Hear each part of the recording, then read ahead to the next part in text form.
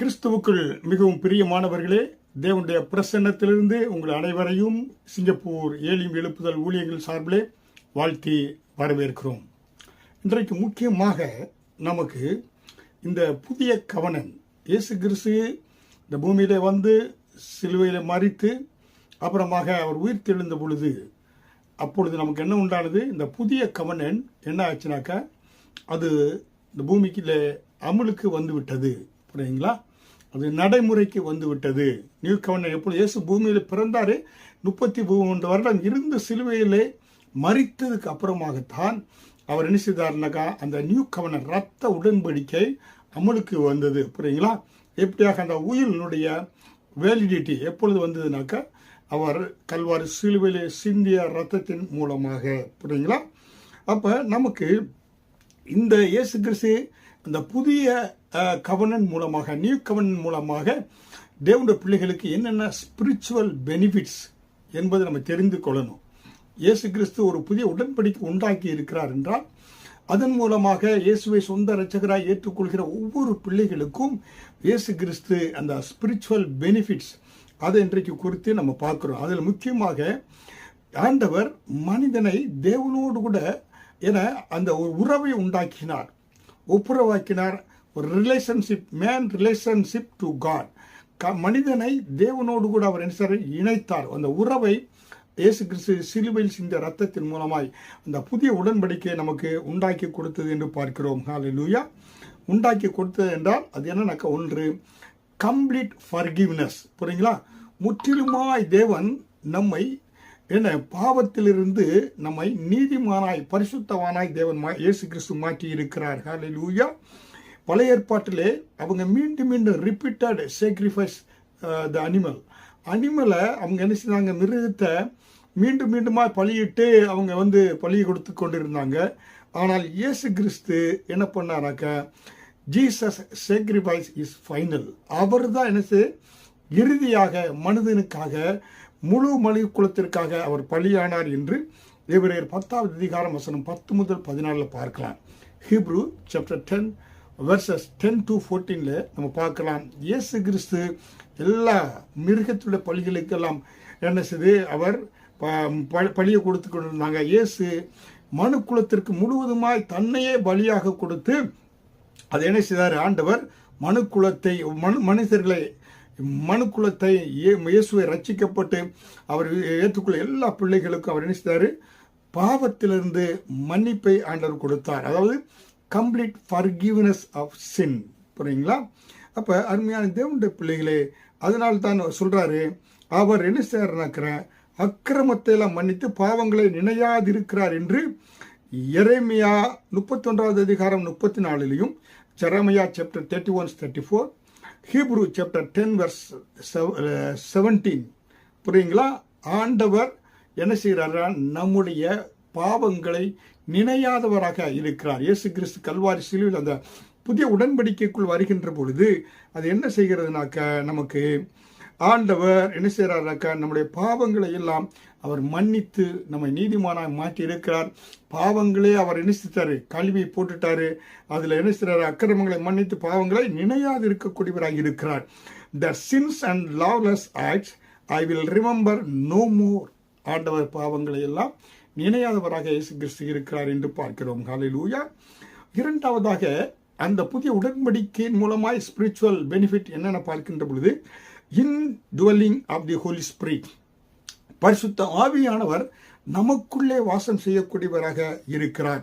எப்படி? நிரந்தரமாக the Holy Spirit permanently resides within us. புரியுங்களா? நமக்குள்ளாக அவர் ரெசிட்ஸ், அதாவது நிரந்தரமாக நமக்குள்ளே தங்கிவிட்டார் பரிசுத்த ஆவியானவர். ஹல்லேலூயா. அதனாலே அருமையான தேவனுடைய பிள்ளைகளே, அதை யோவான் 14வது அதிகாரம் வசனம் 16 முதல் 17 பார்க்கலாம். ஜான் சாப்டர் 14 வெர்சஸ் 16 to 17 அதை நம்ம பார்த்தோம் என்றால், பரிசுத்த ஆவியானவர் இன்றைக்கு நமக்குள்ள நிரந்தரமாக தங்கிவிட்டார். Indwelling of the Holy spirit. புரியுங்களா? அவர் என்ன செய்கிறார் பாருங்க, அவன் பார்த்தீங்கன்னாக்க அவர் உங்களுடனே வாசம் பண்ணி உங்களுக்குள்ள இருப்பதால் நீங்கள் அவரை அறிவீர்கள் என்று சொல்லி ரோமர் 8வது அதிகாரம் வசனம் 15 முதல் 16 பார்க்கலாம். Roman chapter 8 verse 15 to 16. You received the spirit of adoption. புரியுங்களா? இது நமக்கு ஒரு பெனிஃபிட்டாக இருக்கிறது. மூன்றாவதாக டைரக்ட் ஆக்சஸ் டு காட். புரியுங்களா? நம்ம என்னக்கா பழைய ஏற்பாட்டிலே ஆசாரியர்கள் பிரதான ஆசாரியர்கள் இவர்கள் மூலம்தான் அவங்க டெம்பிள் இருப்பாங்க. அவர்கள் மூலம் தான் தேவனுக்கு நமக்காக தேவனிடத்தில் பரிந்து பேசுவாங்க.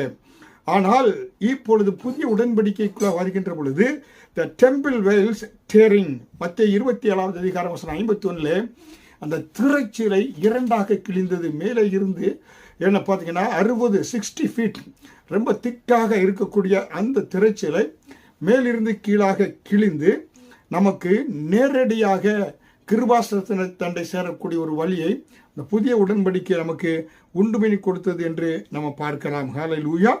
அதை நம்ம பார்க்கின்ற பொழுது நம்ம பார்த்தோம் என்றால், அப்பொழுது தேவாலயத்தின் திரைச்சீலை மேல் தொடங்கி கீழ் வரைக்கும் இரண்டாக கிழிந்தது, பூமி அதிர்ந்தது, கண்மலைகள் பிளந்தது என்று மத்திய 27வது அதிகாரம் 51 நம்ம பார்க்கலாம். ஹல்லேலூயா. அப்போ இயேசு கிறிஸ்து சொந்த ரட்சகராக ஏற்றுக்கிற ஒவ்வொரு பிள்ளைகளுக்கும் டைரக்ட் ஆக்சஸ் டு காட், தேவனை நேரடியாக தரிசிக்கக்கூடிய சந்திக்கக்கூடிய காரியத்தை கொடுத்திருக்கிறார். Let us approach God with confidence. புரியுங்களா?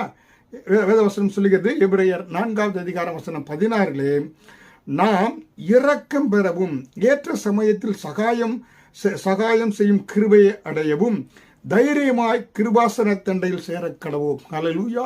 பாருங்க, கிருபாசன தண்டை தைரியமாய் சேர்வதற்கு அந்த நியூ கவர்னன்ட் நமக்கு அந்த ஸ்பிரிச்சுவல் பெனிஃபிட்டை கொடுத்திருக்கிறது. ஹல்லேலூயா. அது மட்டுமல்ல, அடாப்ஷன் இன்டு காட்ஸ் ஃபேமிலி. புரியுங்களா? முன்பு அந்நியர்களாக இருந்தோம். இயேசு கிறிஸ்து ஏற்றுக்கொள்ளும்போது நீங்கள் ஆணும் இல்லை, பெண் இல்லை, கிரேக்கர் இல்லை, நீங்கள் எல்லா கிறிஸ்துவுக்குள் நாம் ஒரே சரீரமாய் ஒரே குடும்பமாய் இருக்கிறோம். ஹல்லேலூயா.